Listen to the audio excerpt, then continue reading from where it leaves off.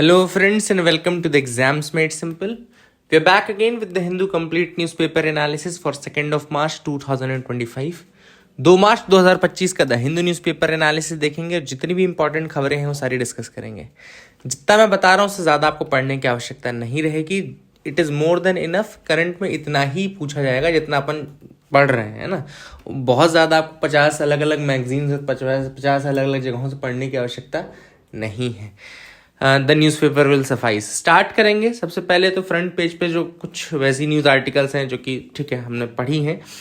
उत्तराखंड के चामोली में आप सबको पता है एवलांच आया था जिसमें 4 वर्कर्स की जान चली गई.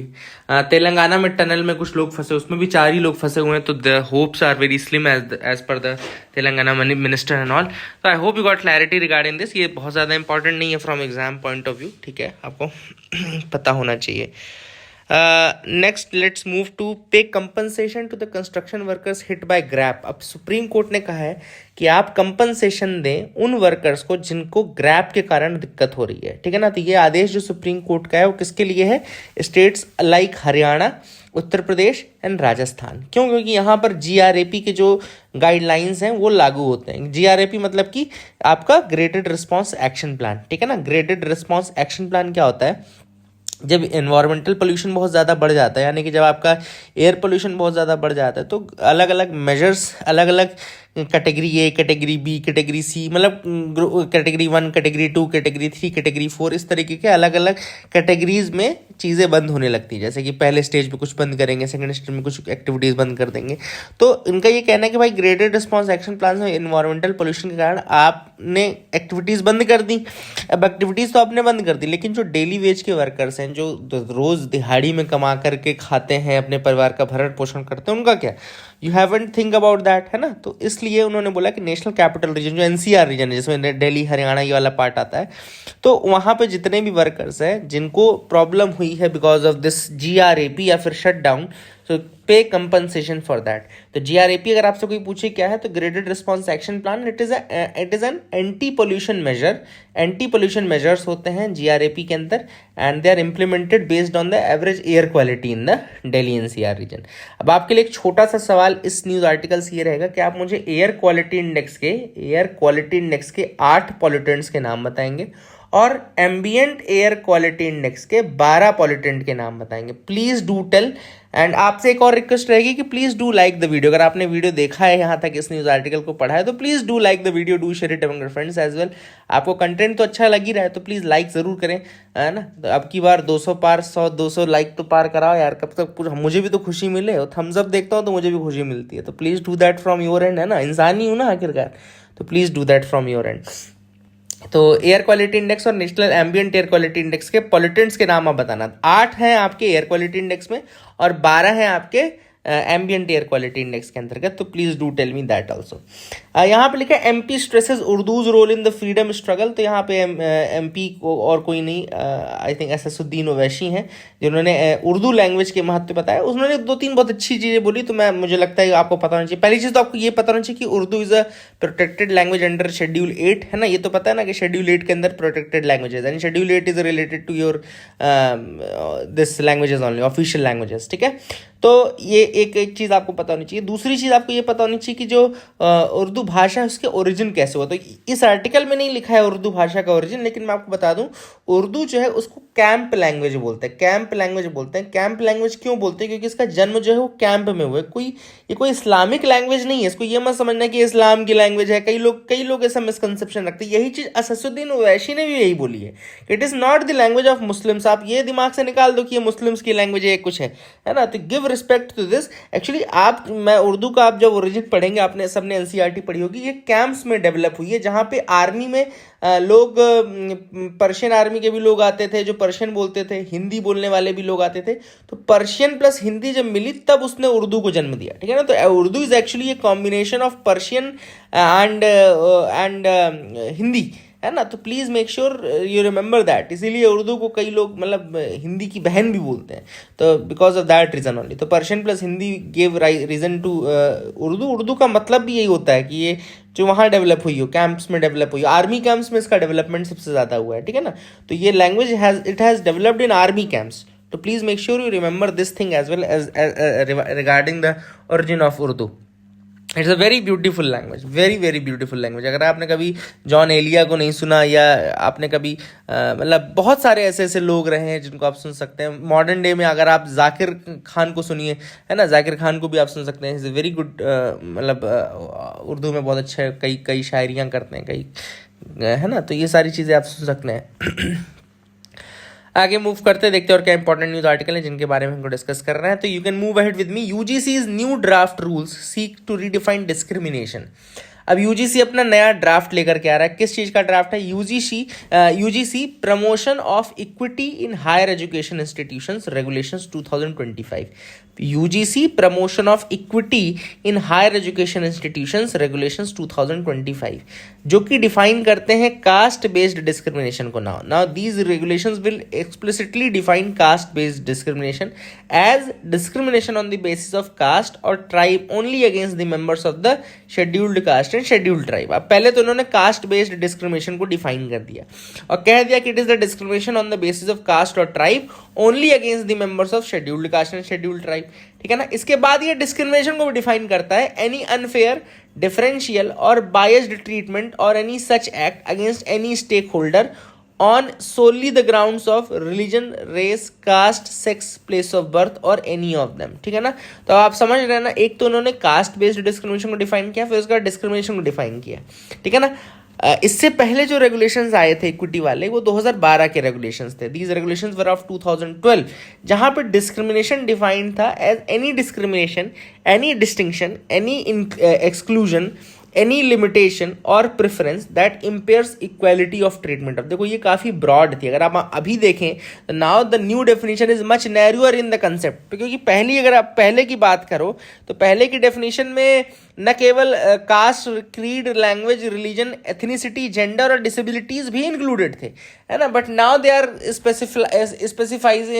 Specifically they are saying that कि नहीं इस बार यही चीजें रहेंगी. ठीक है ना. So that is the thing which is important. And 2012 के regulations they define discrimination in terms of what student or groups of students may face inside an institution. अब नए ड्राफ्ट रेगुलेशन ने कह दिया कि एनी स्टेक होल्डर, मतलब कि थोड़ा सा यहाँ पे जरूर ब्रॉड किया है. उन्होंने कह दिया पहले क्योंकि 2012 के रेगुलेशंस थे वो स्टूडेंट्स या ग्रुप ऑफ स्टूडेंट्स के लिए था, but now they have broadened the scope and कहा कि नहीं, not only students, any stakeholder inside that premise, है ना, कोई भी स्टेक होल्डर हो सकता है, वो सभी इसके अंदर कवर्ड रहेंगे. So that is what has been said. And the regulation have introduced a section on false complaints as well. उन्होंने कहा कि भाई अगर आप फॉल्स कंप्लेंट करते हो तो पॉसिबल डिसिप्लिनरी एक्शन आपके अगेंस्ट लिया जाएगा. ठीक है ना. लेकिन what will constitute a false complaint, ये यहाँ पे डिफाइन नहीं किया गया है. तो this is what the new regulations on equity in UGC are. आगे मूव करते हैं. What are the objectives of the new advocates bill. अब यहाँ पे बात चल रही है, अभी सेंटर ने एक बिल पेश किया था, advocates amendment bill 2025, advocates amendment bill 2025. लेकिन बार काउंसिल के थ्रेट के बाद, बार काउंसिल के प्रोटेस्ट के बाद इसको वापस कर लिया गया, विड्रॉ कर लिया गया. Now the bill has been withdrawn. ठीक है ना. और ये अमेंड करना चाहता था ये बिल जो एडवोकेट एक्ट 1961 है उसको, 1961 के एडवोकेट्स एक्ट को ये अमेंड करना चाहता था. ठीक है ना. नाउ द गवर्नमेंट डिसीजन ने क्यों किया गवर्नमेंट ने, क्योंकि बार काउंसिल ऑफ इंडिया ने यूनियन लॉ मिनिस्टर को पत्र लिखा और कहा कि भाई आप बार काउंसिल की ऑटोनॉमी और इंडिपेंडेंस के साथ ऐसे नहीं खेल सकते हैं. अब हम देख लेते हैं क्या क्या इसमें चैलेंजेस थे और क्या क्या इस कंटेंशियस इश्यूज थे इस बिल के. सबसे पहला कंटेंशियस इशू ये था कि बिल ने कहा कि ban on strikes and boycotts by the lawyer. सबसे पहले तो लॉयर जो है वो बैन नहीं, वो स्ट्राइक नहीं कर सकते and they can not boycott, है ना, अपने कामों को. क्यों? क्योंकि it impairs the judicial proceedings. ये जुडिशियल प्रोसीडिंग्स को मतलब वो रोकता है, मतलब उसकी प्रोग्रेस को रोक देता है. तो इसीलिए एक सेक्शन 35A इंट्रोड्यूस किया था इस बिल ने, जिसने कहा कि भाई एडवोकेट्स एंड बार एसोसिएशन के जो मेंबर्स हैं they can not abstain from the court work, क्योंकि ये मिसकंडक्ट में काउंट हो जाएगा. तो ऑब्वियस बात है बार काउंसिल ने इसके विरोध में स्ट्राइक कर दी. बोला नहीं भाई ऐसा कैसे आप बोल सकते हो, हम तो करेंगे, है ना, इंडिया में है भाई, हम कैसे नहीं करेंगे, हम करेंगे, इसके बिना हमारा काम ही नहीं चलेगा. इंडिया में तो हर चीज यही होती है ना कि करना है, प्रोटेस्ट करना है. काम नहीं करना है बस, हाँ काम प्रोटेस्ट जरूर करना है, काम में सुधार ही करते रहना है, काम नहीं करना है कभी।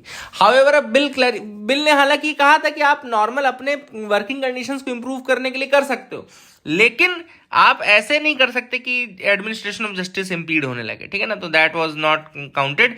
दूसरा जो लॉ है उसने प्रपोज किया था कि सेंटर नॉमिनेट करेगा 3 members to the Bar Council of India, है ना। एग्जिस्टिंग मेंबर के अलावा एग्जिस्टिंग मेंबर कौन कौन से हैं, attorney general, solicitor general and representatives from state bar council, ये ऑलरेडी हैं, लेकिन इनके अलावा 3 मेंबर सेंटर भी प्रपोज करेगा, सेंटर भी इंक्लूड करेगा। तो बीसीआई ने इसको अपोज किया, बोला कि भैया गवर्नमेंट सबसे बड़ा लिटिगेंट है और वही हमारे बार काउंसिल ऑफ इंडिया में अपने लोग भेजेगा तो दैट विल बी इशू, है ना, तो वो भी इशू हो गया।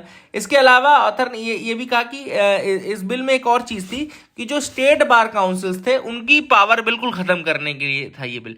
सारी power bar Council of India को दे दी, वहीं पे सेंटर का मेंबर भी बैठा दिया, और स्टेट बार काउंसिल्स के पावर भी अब किसको दे दिए थे, बार काउंसिल ऑफ इंडिया के। उस कारण से भी Bar Council of India State Bar Councils जो परेशान थी, है ना। इसके अलावा लीगल प्रैक्टिशनर की डेफिनेशन को एक्सपैंड किया गया है। Now lawyers associated with foreign law firms, corporate entities and practising advocates all are under the legal practitioner, foreign law firms वाले को भी इंक्लूड कर लिया गया।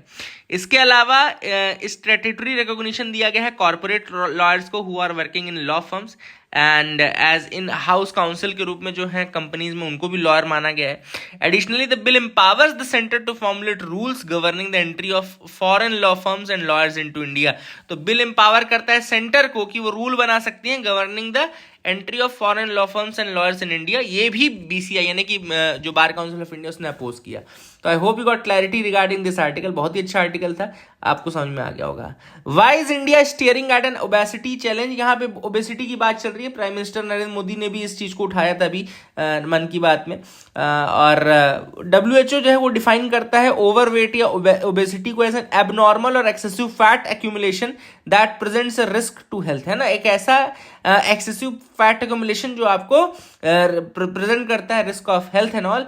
तो ये चीज बोली गई थी, ये WHO बोलता है रिगार्डिंग द ओबेसिटी और एक्सेसिव वेट, ठीक है ना, ये आप याद रखिएगा। आगे मूव करते हैं, देखते हैं क्या इंपॉर्टेंट इसमें है। तो इसमें इश्यूज बताए गए हैं, जैसे चाइल्डहुड ओबेसिटी काफ़ी ज़्यादा इंडिया में इंक्रीज हो रही है, स्पेशली अर्बन एरियाज में बहुत ज़्यादा हो रही है। इसके अलावा ऑथर ने यह भी कहा है कि obesity is the major cardiovascular जो डिसीजेज हैं, डायबिटीज़, ऑस्टियोआर्थराइटिस, कैंसर, इसके भी बहुत बड़ा रीज़न ओबेसिटी है।